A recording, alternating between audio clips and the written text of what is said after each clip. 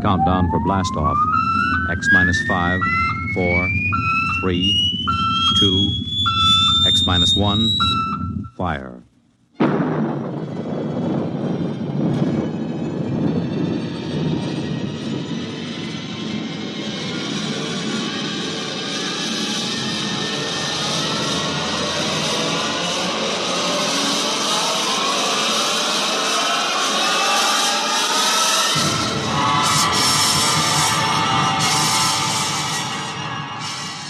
From the far horizons of the unknown come tales of new dimensions in time and space.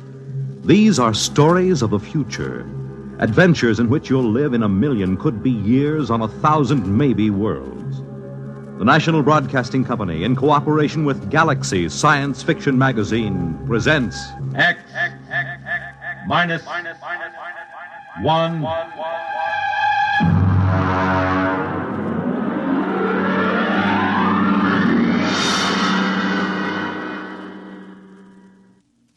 Tonight.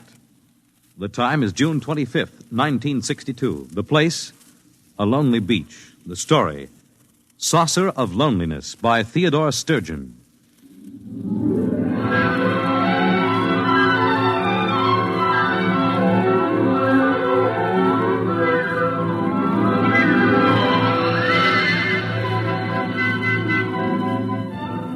My name is Jason Beniades.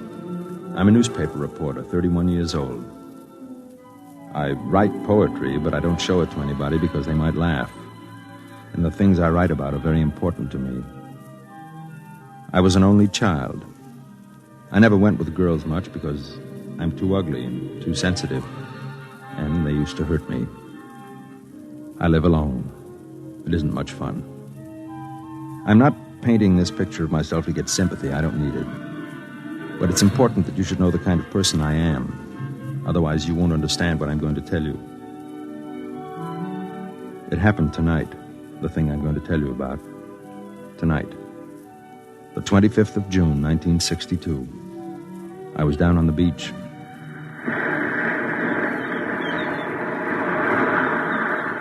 Hey, mister! Hey, mister!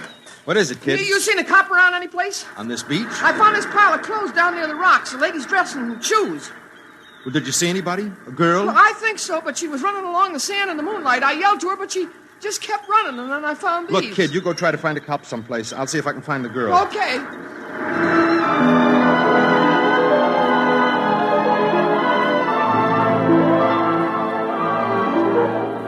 I thought to myself, she's dead. I'll never find her now in this white flood of moonlight with the surf seething in over the pale sand. I ran and ran until my knees buckled and went down in the swirl of it, the sea on my lips, with the taste of tears, and the whole white night shouted and wept. And then I saw her, waist deep, walking into the surf. Stop! Stop it! Come back! Come on, come out. Let go. Let me go. Don't do it. Please don't. Leave me alone. Leave me alone. I'm going to have to hit you. Forgive me.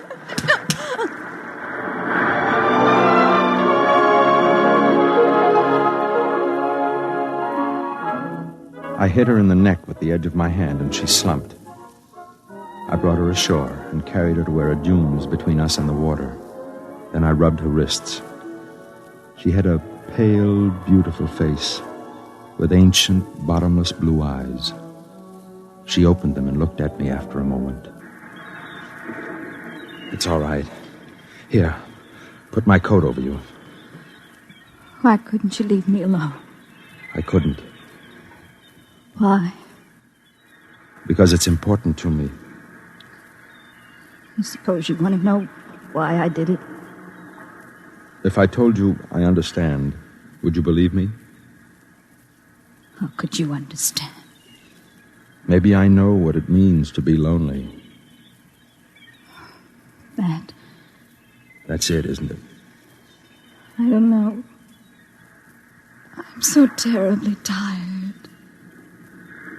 Put your head against my arm and just stay. Don't be afraid.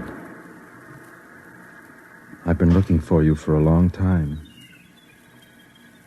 Looking for me? All my life. How did you know? I don't believe you. It's true. I found your message. Oh. So you see, there's nothing to be afraid of. Not anymore. Just rest. The moonlight is terribly white. Yes. I'd like to rest for a while.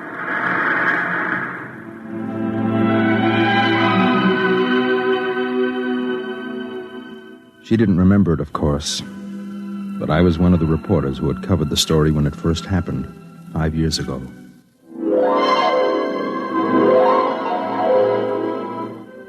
I'll never forget that day. I was working the police blotter. It was a quiet summer afternoon when they brought her in. 2 big cops in blue uniforms. Come on now, girlie, come on. Let me go. I haven't done anything. Take it easy now. What's the trouble, Connolly? Disturbing the peace, Sergeant. Is this that Central Park call? Hey, this is it. I thought you radioed that there was a near riot up there. Oh, you should have seen the place. All right, give me the report. Well, me and Bennett got up there, and there was a mob of people all surrounding this girl, see? So we bust through, and there in the middle of maybe 600 people, she's lying there, sort of in a faint. I asked a couple of people what the difficulty was, and they tell me it's the flying saucer. The what? The flying saucer. What flying saucer? Let me finish, Sergeant. What flying saucer, I ask. And then they says that this girl was standing on the green, and suddenly the saucer comes down and starts whirring over her head like a halo. What is this, miss? A gag? It happened. It did, eh? Well, now suppose you tell me your version. I was standing in the park, and I looked up, and there it was. Describe it. It was beautiful. It was golden with a dusty finish, like an unripe Concord grape. It made a faint sound, a chord of 2 tones, and it circled over my head like some great round hummingbird. Go on. Well, other people must have seen it because they were all looking at me and pointing. I saw one man cross himself, and then it came down and touched me and spoke to me. This flying saucer spoke to you? Yes. And, just what did it say to you? I said, what did it say? I can't tell you. A secret, huh? Yes. I see. Connolly, this girl is for Bellevue. Well, Sergeant, the plain fact is that it happened just like that. And 10 witnesses all agree it did. Are you trying to tell me that there was such a thing as this whirring hummingbird of a saucer? Oh, there was that, Sergeant. And just how do you know, Connolly? Well, we've got the thing out in the squad car. You what? Bennett's bringing it in right now, see? About 36 inches across it is, and covered with strange markings. Great, Mother. Did you call the bomb squad? I didn't think of it. Well, think of it, man. This may be some kind of atomic weapon. I'll turn it over to ballistics. Never mind about ballistics. Call the FBI and tell them we've got this thing. Yes, sir. What about the girl? We'll book her on disturbing the peace. I've got a feeling the government men may want a word with her. Sergeant. What is it, Beniades? I'd like to do a story on this for my paper. Could I have a look at the saucer? We'd better clear it first. Well, could I talk to the girl? After she's been booked. Connolly, is the crowd still up at the park? Very likely. Well, I'll run up there and get some eyewitnesses. Then I'd like to come back and talk to the girl.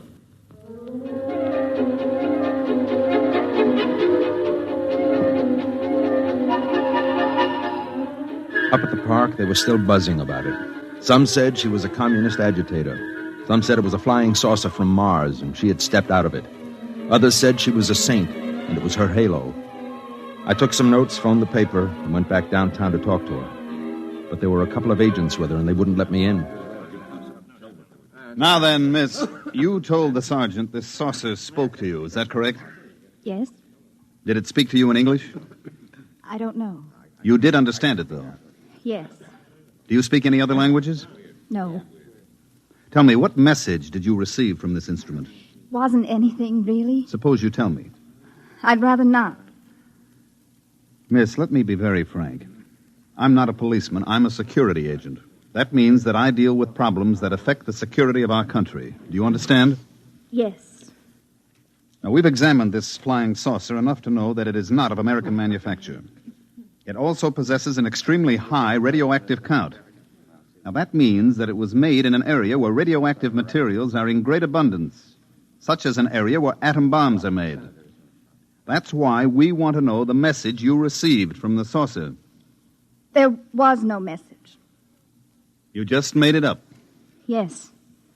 I'm afraid you're lying. Suppose we have some soldiers bring the saucer in here and hold it over your head. Would you object? I don't care what you do. All right, boys, bring it in. Now, when I tell the men to hold it over your head, you try to recall what it said. I don't know what it said. Lift it up, boys. Hold it right over her head. All right.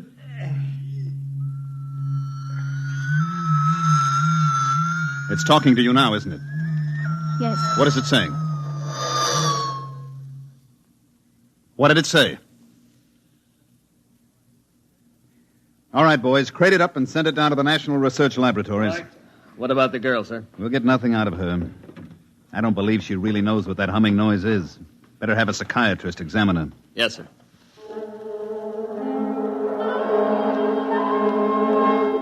They took her to the city hospital, and she had a room to herself. Whenever the door opened, she could see the policeman outside. The door opened quite often. There were a lot of important people, some in army uniforms, who came up from Washington just to see her and talk to her. Apparently, they had analyzed the flying saucer and discovered something that made this girl about the most important person in the country. I used to stand outside, and I could identify the heads of certain security agencies, but nobody would answer the questions that the reporters shot at them. Sir, excuse me? Yes? I'm Jason Beniades from the Trib. I've been assigned to this flying saucer story as chief of the security I'm sorry, section. I have no comment. Can you tell me how long the girl will be held? That's a matter for the civil authorities. Well, have the psychiatrist Excuse me, determine- Mr. Beniades. My car's waiting.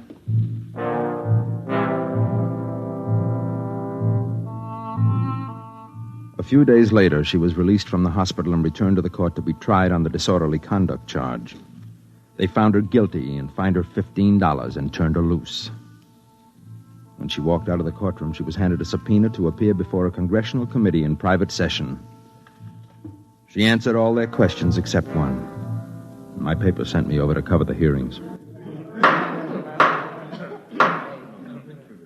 Now, young lady, I want to remind you that I'm a senator of the United States and empowered by the people of this country to ask questions relating to matters of security. You understand? Yes, Your name is Janet Boyce, is it not? I told you that. Now, at an earlier session, you testified that as a young girl, you were a member of a certain organization in your neighborhood. Would you name it? The Rinky Dinks. Who comprised the Rinky Dinks, Miss Boyce? It was just a bunch of girls who got together to play field hockey and listen to recordings. Any particular recordings? Mostly Eddie Fisher. I see. Now, this flying saucer, you said it talked to you. You did say that, didn't you? Yes, And then you denied it. Yes. Why? because I was tired of answering questions. Young woman, let me put something to you squarely. Oh, by the way, I think that there are members of the press here. I can divulge a rather spectacular piece of information to you. This flying saucer has been thoroughly examined and analyzed, and I wish to inform the people of this great nation that it definitely, I repeat, it definitely did not originate on this planet. Now then, Miss Boyce, consider that it is possible that our Earth might be attacked from outer space by beings much stronger and cleverer than we are. And consider that perhaps you have the key to our defense against those beings. Don't you owe it to the world? I don't think I owe anything to anybody. Even if the Earth was not attacked, just think what an advantage it would give this country over its enemies. Young woman, I ask you, what did that flying saucer say to you? Do you know that what you're doing is tantamount to working for the enemies of your country? I will give you one more chance. What was the message? It was personal. Gentlemen, I move that Miss Janet Boyce be cited for contempt.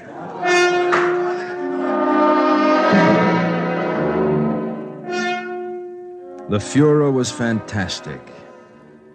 The chief of security blasted the senator for divulging secret information about the origin of the flying saucer, and the senator said the people had a right to know, and besides, he was just guessing anyway, and happened to guess right.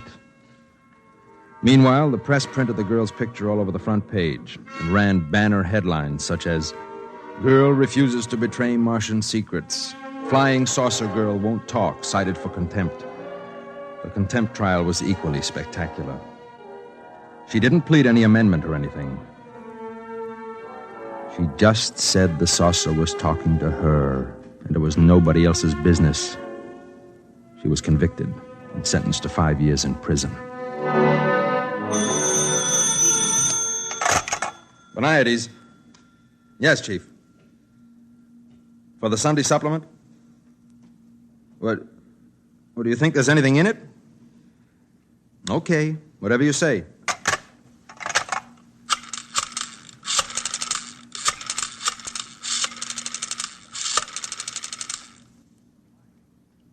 Mike, get me everything you can on that flying saucer girl, will you? Yeah, the one that was sent to jail about 4 years ago. See if you can find out what she's doing now. She was released about 6 months ago, I think. Uh-huh. Yeah, the boss wants a feature for the Sunday supplement. Okay.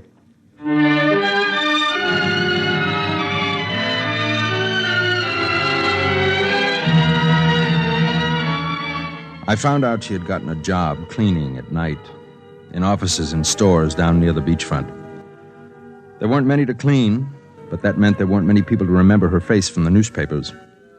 I tracked her down and caught up with her in a one-armed coffee joint about 4 a.m. Excuse me, miss. Do you mind if I sit here? No. Nice night, isn't it? Moonlight and everything. Which are you? Security, newspapers, or just somebody out for a good time? You're pretty bitter, aren't you? Shouldn't I be? Yeah, I guess you should. My name is Jason Boniades. I'm with the newspaper. Well, it's been nice meeting you. I have to go now. Just a minute. Please. I can't blame you. How did you find me? One of the leg men located your mother. I talked to her earlier tonight. Oh.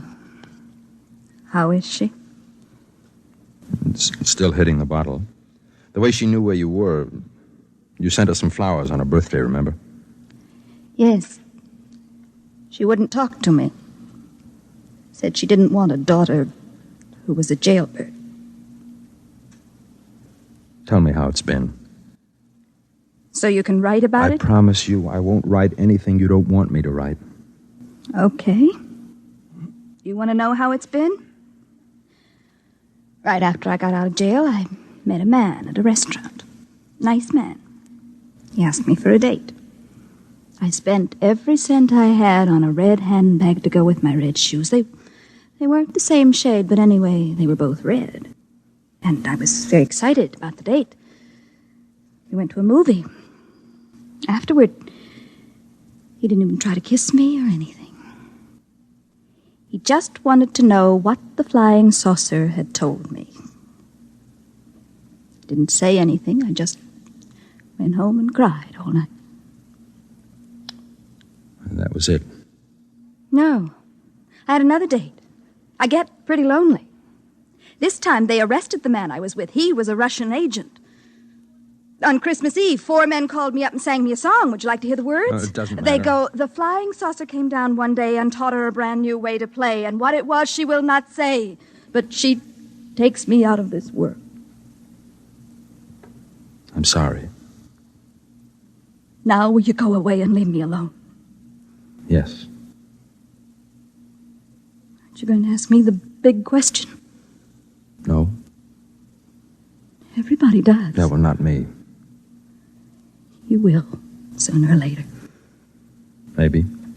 Look, can I take you home? No. Can I see you again? Please. I don't know. I'm afraid to let myself like anyone. Trust me, will you? I'm not sure. Maybe. Maybe. I'll wait here for you tomorrow night. All right.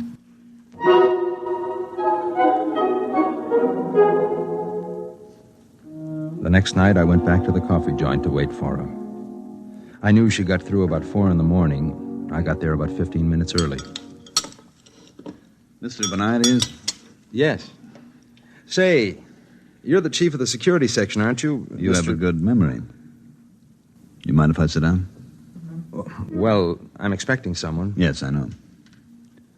Oh, I see. I'd like to talk to you. Go ahead. You probably know that we've been trying to gain the confidence of this girl for some years now. Yes. And, apparently you've succeeded where we've failed. Well, not really. In any event, you seem to be making some progress. She may not even show up. I think she will. Now, I'm going to ask you to help us. Help? In what way can I help? We have reason to believe that this girl is a courier for some alien power. On what do you base that? Well, there was the incident of the saucer, of course. We've definitely established that it came from some other planet. And recently, she's been throwing messages inside bottles into the ocean. What sort of messages?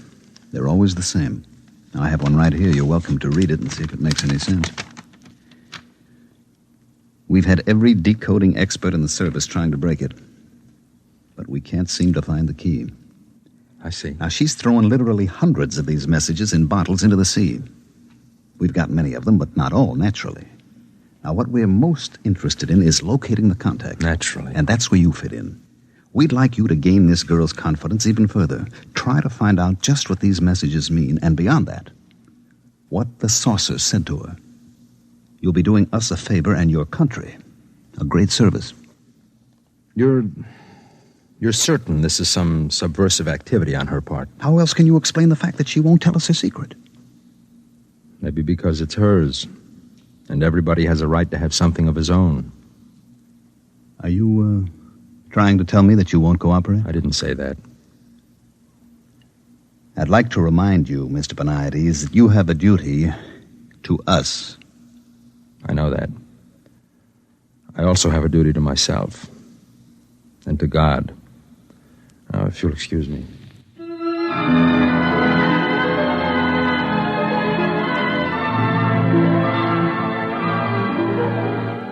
I folded the bottle message and put it in my pocket.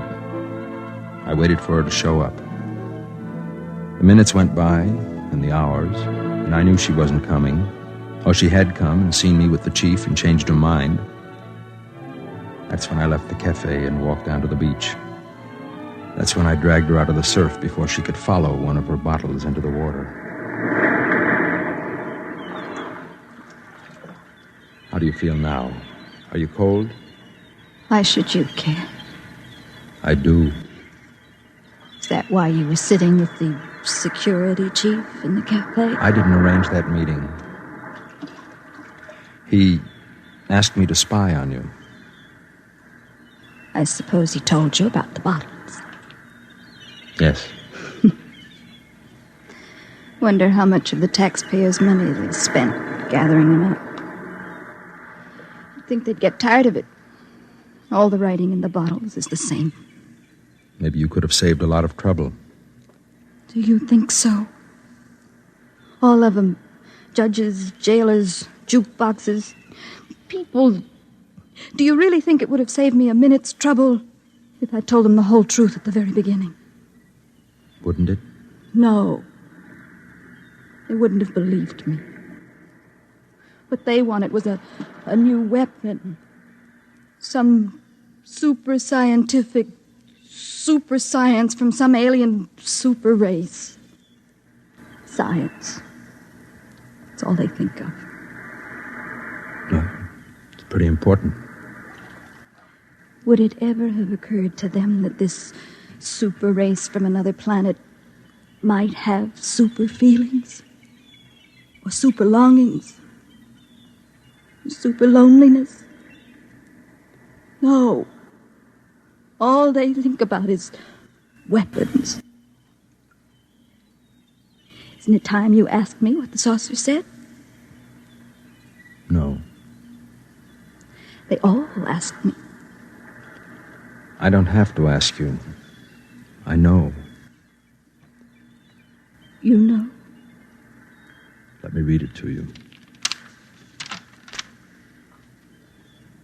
There is in certain living souls a quality of loneliness unspeakable, so great it must be shared as company is shared by lesser beings. Such a loneliness is mine. So know by this that in immensity there is one lonelier than you. How did you know? It's the message you put in the bottles. The same message that some lonely, strange being in some other world put into a bottle, only his bottle was a flying saucer and sent across space to you. You knew. I'm lonely too. Look at me. I've never had the love of a woman. They think I'm pretty ugly. You're not ugly. No, I don't feel ugly right now. Say it again. The message from the saucer. Know by this that in immensity there is one lonelier than you. I wonder if whoever first wrote it has found someone. I think perhaps he has.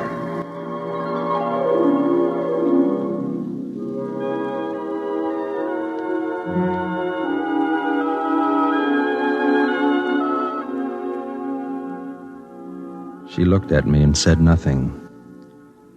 But it was as if a light came from her. More light than even the practiced moon could cast. Among the many things it meant was the fact that even to loneliness there is an end for those who are lonely enough, long enough.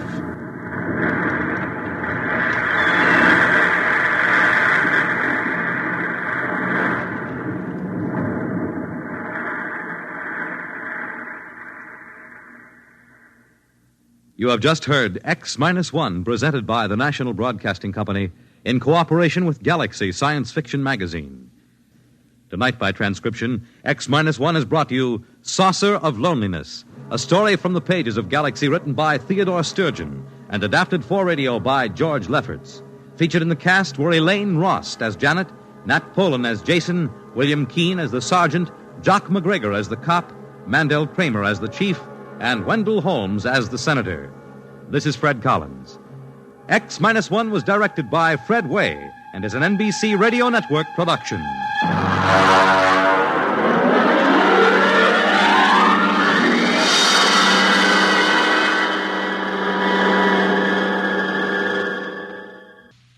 X-1